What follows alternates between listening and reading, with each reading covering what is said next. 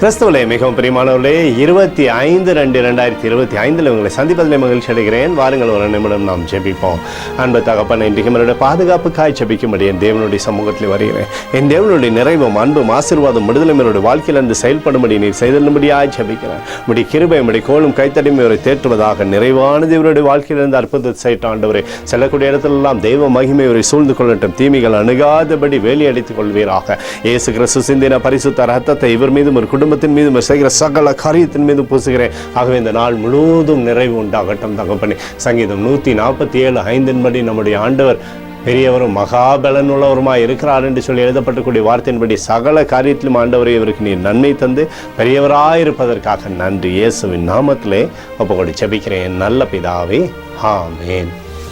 பிரியமான ஜெப பங்காளரே, ஒரு நிமிடம் நம்ம இந்திய தேசத்திற்காக ஜெபிப்போம்.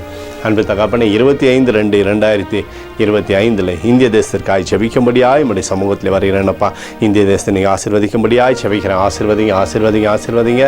தேசத்தில் நன்மையும் கிருபையும் விடுதலையும் நீர் வைக்கும்படியாய் ஜெபிக்கிறேன். தேவனுடைய கரம் தேசத்திலிருந்து அற்புதத்தை செய்யட்டும். நிறைவானது தேசத்திலிருந்து செயல்படும்படி நீர் செய்தல்லும்படி ஜெபிக்கிறேன். உடைய கோலும் கைத்தடியும் தேசத்தை தேற்றுவதாக தகப்பனே. தீமைகள் அணுகாதபடி நீங்கள் பாதுகாத்துக் கொள்ளுங்க.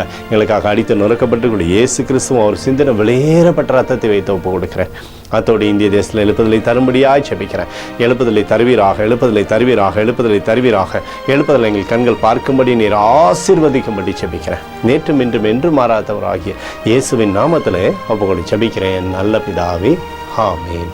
பிரியமான ஜெப பங்காளரே, ஆண்டவர் நம்மளோட ஜெபத்தை கேட்டிருக்கிறார். இந்த நாள் முழுவதும் கர்த்தராகிய இயேசு கிறிஸ்துக்குள் நீங்கள் வளரும்படி உங்களை வாழ்த்தி ஆசீர்வதிக்கிறேன். ஆமென்.